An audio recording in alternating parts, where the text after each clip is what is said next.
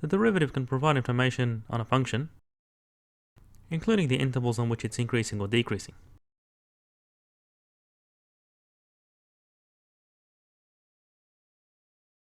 So if we look at the interval from a to b, the derivative is less than 0, so the slope of the tangent to the curve of the function is negative, and therefore the function is decreasing over this interval. And from b to c, the derivative is positive, so the function is increasing. And from c to d, the derivative is negative, so the function is decreasing, and so on. So the function increases after d.